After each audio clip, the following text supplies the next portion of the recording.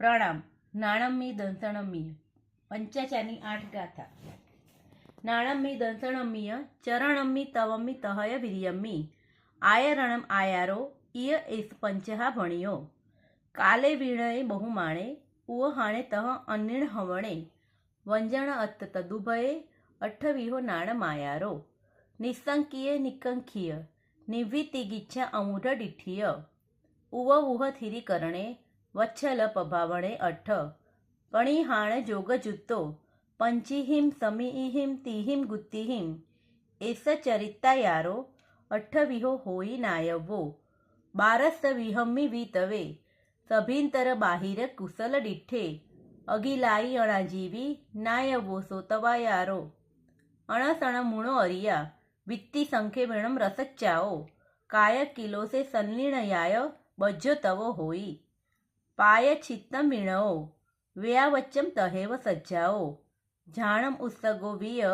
અભિંતરઓ તવો હોઈ અણિગુહ્ય બલવીર્યો પરક્કમઈ જો જહુત્ત માઉતો જુંજય જહાથામમ નાયવો વીર્યાયારો.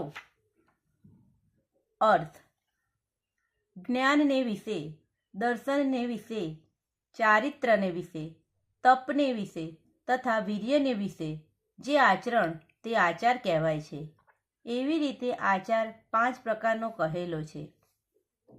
કાળમાં ભણવું, જ્ઞાનીનો વિનય કરવો, જ્ઞાની ઉપર અંતરંગ પ્રેમ તે બહુમાન, સૂત્રો ભણવા માટે તપ વિશેષ કરવો તે ઉપદાન, તેમજ ગુરુને છુપાવવા નહીં, સૂત્રના અક્ષરનો શુદ્ધ ઉચ્ચાર કરવો તે વ્યંજન, સાચો અર્થ કરવો તે અર્થ તથા બંને શુદ્ધ ભણવા તે તદુભય, એમ 8 પ્રકારે જ્ઞાનનો આચાર છે.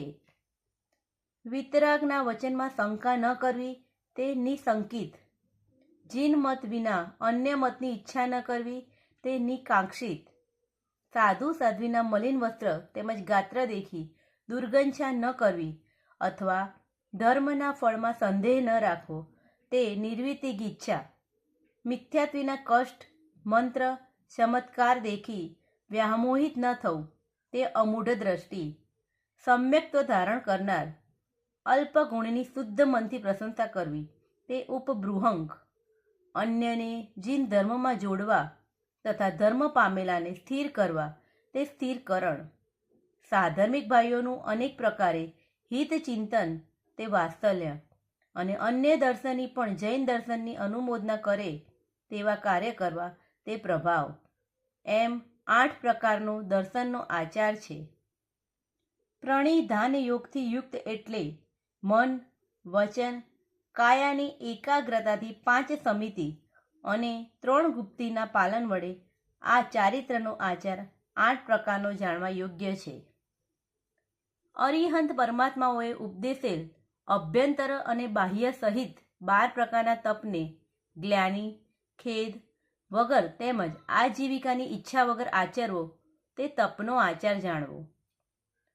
4 પ્રકારના આહારનો ત્યાગ તે અસન, ઉપલક્ષણથી નવકારસીથી 6 માસ સુધીનો તપ, 5-7 કોળિયા ઓછા જમવા તે ઉણોદરી, અમુક દ્રવ્યથી વધુ ન વાપરવા તે વૃત્તિ સંક્ષેપ, દૂધ, દહીં, ઘી, ગોળ, તેલ આદિ અને કડાહ એ 6 વિગઈમાંથી શક્તિ મુજબ 1, 2, 3 આદિ વિગઈનો ત્યાગ તે રસ ત્યાગ, કાયાને કષ્ટ આપવું, લોચ કરાવો તે કાય કલેશ, અંગોપાંગ સંકોચી રાખવા તે સંલીનતા એ 6 પ્રકારે બાહ્ય તપ છે.